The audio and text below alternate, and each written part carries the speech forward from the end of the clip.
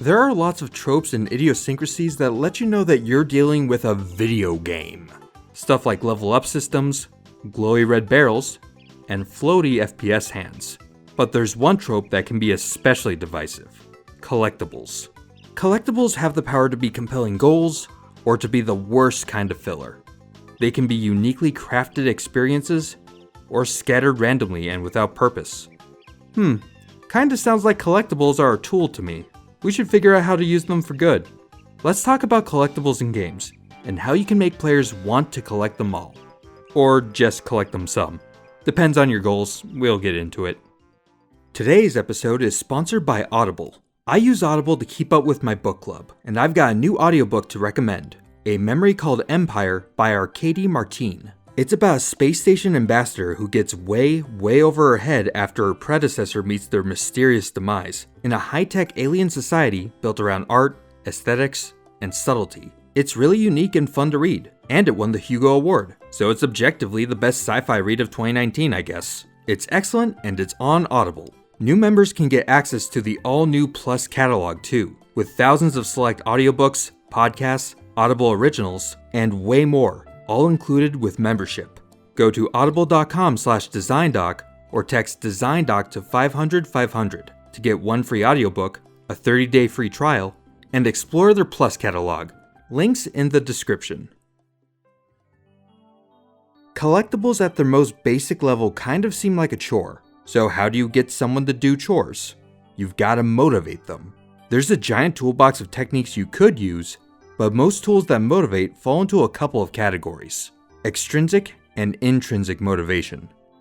Extrinsic motivation is really straightforward. Give someone something to do something. It's not rocket science. Give out a reward for doing a thing. In games, that can take on a few different forms.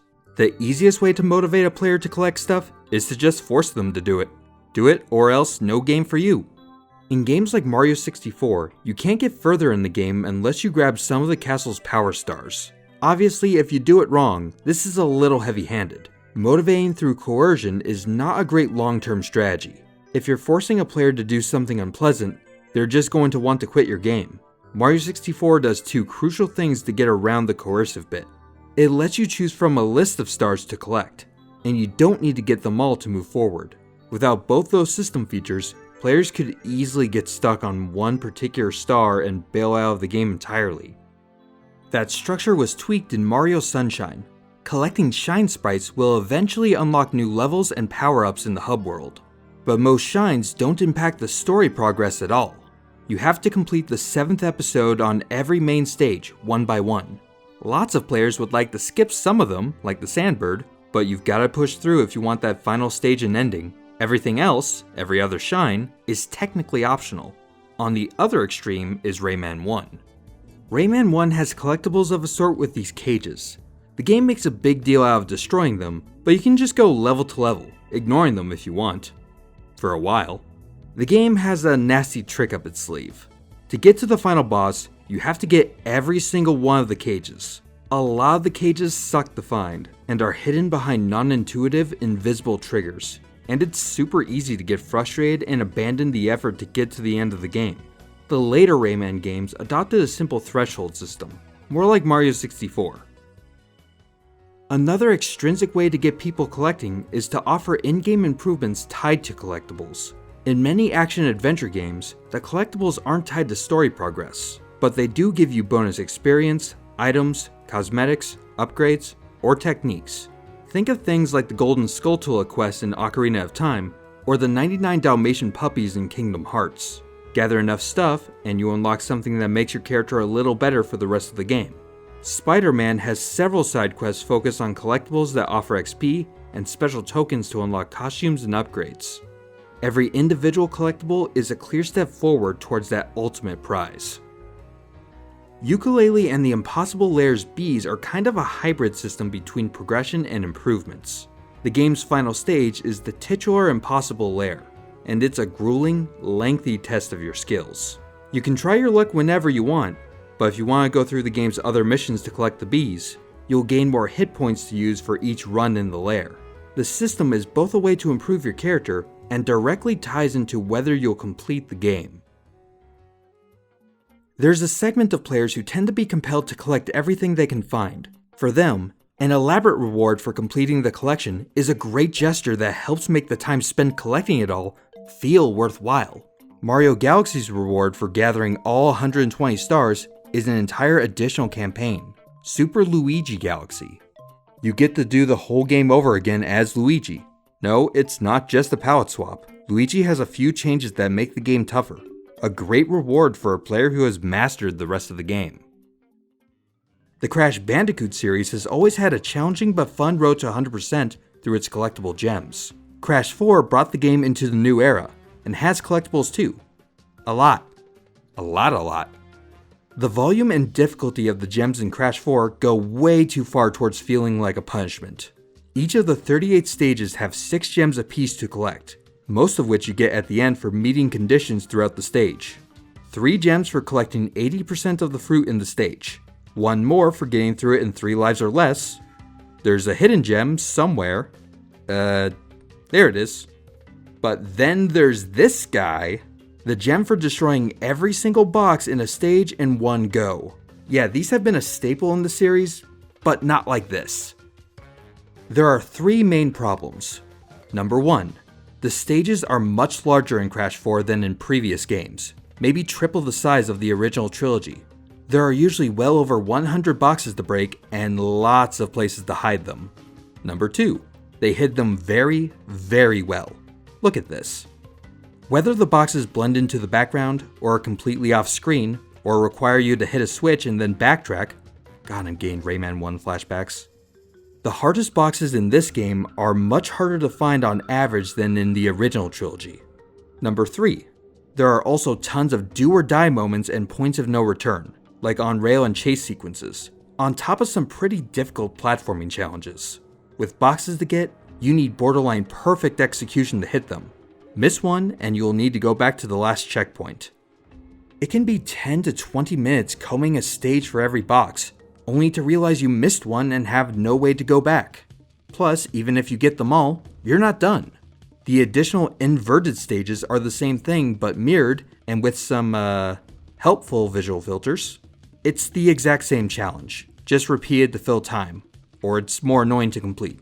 Plus, there are even more side stages that are half new and have reused designs, so you might need to go through some segments 4 times perfectly to truly 100% the game. It's all optional, thank goodness, but it will really put a damper on the fun for completionists trying to see everything in the game. Extrinsic motivation can be real blunt, a big sledgehammer of a tool. But what if you're looking for a way to motivate your players with something a little more refined, a little more personal? Maybe your collectible system could use some intrinsic motivation. Instead of encouraging players by giving out something tangible, intrinsic motivation works by getting a player to want to complete a goal for its own sake. The collectible is there to mark a journey that was its own reward. You could start with the absolute basics, have a cool sound cue or a little sparkly visual effect when it's collected. A dance might do the trick. It sounds shallow, and it is, but it works. Anything that makes the collecting of the objects juicier will help make collecting more satisfying. But we can go deeper. Intrinsic rewards focus on the journey, not the destination. Collecting a game's collectibles can create fun experiences in their own right, and the collectible itself is just the mint at the end. This fits great with games that focus on movement and exploration. Strategically placed collectibles can be incentives to push yourself to use all your skills to get somewhere a little tougher than normal, or to see a scenic vista that you may have missed otherwise. Celeste is very upfront about its optional collectible strawberries. They don't unlock anything. The ending is a little different depending on how many you get, but otherwise, there's nothing extrinsic to be had here. And yet, they're still very compelling. The strawberries are placed in very hard to reach locations, and in a game all about mastering your character's movement mechanics, they work as tangible bragging rights. They're an extra layer of optional challenge, and since the game saves your progress all the time, the strawberries work as a pretty enticing incentive to go out and thoroughly test just what you can do. Banjo-Kazooie's collectibles don't really promote mastery like Celeste, but they do encourage exploration. The game still has one of the better designed collectible systems even after all these years. Mario 64 was the blueprint for the 3D collectathon platformer, but Banjo-Kazooie refined the concept. Sure, it has plenty of extrinsic progression. Jiggies lock away levels, Jinjos unlock Jiggies, and so on. But it's amazing just how fun and relaxing it can be to explore everywhere and clean out the collectibles on every stage. Going for 100% completion is how the game is meant to be played. The nice little chimes and fanfare when you get stuff are well designed, but the real star is how the collectibles are placed. The notes serve as a breadcrumb trail to all sorts of points of interest and to other higher priority collectibles like the Jinjos and Jiggies. There's a flow to how they're all placed, and how the placement supports the level design and your character's movement. Breath of the Wild is on the other end of the spectrum. It's not meant to be a game that you 100%. The sheer volume of stuff you'd have to collect is daunting. 136 shrines, 226 named locations, 394 things to photograph, and of course, the 900 Korok seeds are more than the game reasonably expects you to get. But just because there are so many things to get, doesn't mean they aren't still placed just as purposefully as Banjo-Kazooie. Breath of the Wild is a celebration of exploration and discovery, and the collectibles help goad you into following the game's cycle of exploration. A peak leads to an item suggests another place to go. Overcoming the travel guides you to more places to discover, which leads you to more collectibles as milestone rewards, which lead you to more places to go, and so on in a loop until you're happy with the amount of time you've put into the game. If it's a lot, great. If it's a little, that's fine too. The game's ending isn't barred behind collecting a bunch of Korok seeds. The goal for collecting them all isn't even, worth keeping? Yeah. The collectibles are the catalyst for interacting with the world, observing it, being inspired to take action, and just taking it all in. It supports the game's deeper goal, to convey an experience, not just provide a checklist to complete. Before Crash 4 came along, the king of overbearing collectibles was Donkey Kong 64. It's another rare collectathon, though any subtle design cues from Banjo-Kazooie's collectible system have been thrown out the window for a more is more philosophy. The worst offender is how every collectible is divided between its 5 characters. 5 sets of collectibles that dot each level, 5 golden bananas per character, and tons of color-coded objects like bananas, blueprints, and coins among others, each with their own purpose like accessing boss fights, unlocking abilities, and other goodies. The rewards are fine, but with so many things to collect, their placement can feel arbitrary. Wherever there's space, there's a collectible, and since they can only be grabbed by one specific character, you'll have to scour the stage up to 5 times to get everything. This sort of filler set of collectibles can easily destroy the motivation for a player to interact with the system you've built. Okay, now you know how important extrinsic and intrinsic motivation are to a collectible system. That's a good start. But there's one more hurdle to clear. You have to support the system with useful in-game tools to help players collect. Even if a game has great collectibles, intrinsically satisfying and extrinsically useful, the wrong tools can still undercut how much collecting a player wants to do. Some systems tie deeply into the context of the game. You could learn a lot from Pokemon. A massive driving force in the earlier generations of Pokemon was to fill out the Pokédex. It acts as a checklist for what Pokemon you've seen, a guide to point you to what you've seen but haven't caught, a lore dump, and an art gallery, all in one package that supports the gotta catch 'em all philosophy of the early games. Even if you can't build something as deeply tied to the game's world as the Pokédex, other games support their collectible systems with some of the Pokédex's constituent components. Spyro's Dragonfly just points you towards the nearest gems on command. For collectibles that are both hidden and are extrinsically useful, you need to be careful that you don't run into the needle in a haystack problem. Spyro's gems are finite, but numerous, and the Dragonfly radar helps keep you from having to retrace your steps over and over to catch a couple missing gems. Mario Odyssey tries to fix the same problem with the Talkatoo and the Hint Toad. They work as 2 tiers of hints that can guide you towards any remaining moons. The Talkatoo names the moons, akin to the star hints in Mario 64, and if that's not enough, the Hint Toad will just tell you where they are for a small fee. They give an in-game release valve for the frustration of missing a few moons on your checklist, while not completely eliminating the thrill of finding them. The purple coins in Odyssey show what happens without that release valve in place. Purple coins are finite and necessary for getting every cosmetic, but don't have a way to point you to them, unless you buy a Bowser amiibo. Not cool. At least the purple coins are easy to spot though. Worse are the figments and psychonauts. They're unique, collectible, multicolored images that easily blend into the background. It's a really neat idea, and they add some detail and charm to the levels, but functionally they're very obnoxious to collect.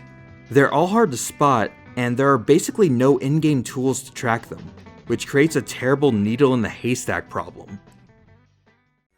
Another problem is when there's a mismatch between what the collectibles are trying to get you to do and what the game's mechanics are built to help you do. Sonic Advance 2 hides its true final boss and ending behind collecting each of the 7 Chaos Emeralds, so you better get them. Each is in a special stage, and to get to each, you have to collect 7 special rings in one special go. Find them all, hidden throughout the stage, without dying. Okay, doesn't sound too bad yet. Maybe you forgot that it's Sonic. Sonic isn't built to explore. He's gotta go fast. Too fast. Sonic Advance 2 loves blinding speed and has a whole lot of points of no return. And it's built for a console prone to some pretty severe screen crunch. You can't see all that far ahead of you. Take the wrong route? Miss a specific jump and now you can't go back? Too bad. Some characters aren't suited to explore at all. And even if you're playing as the ones like Tails and Knuckles who have better traversal options, you still don't have a way to track these stupid rings. Without a guide, you have to trial and error your way through the stages and memorize the right path to find and get each ring in the stage, then execute it almost perfectly, just for a chance to get a Chaos Emerald. Even if you do it right, if you failed the bonus stage, you've got to do it all over again. At least you only have to do it once. Unless you want the secret 5th playable character. Do it all again 3 more times. You said no? So did I. Action replay, baby. So that's some of the basics of how to motivate players to love a collectible system. There are countless more games we didn't mention that have interesting takes. Let us know in the comments and we might have a follow-up episode. With the right tools and the right motivation, you can make collecting not feel like a chore.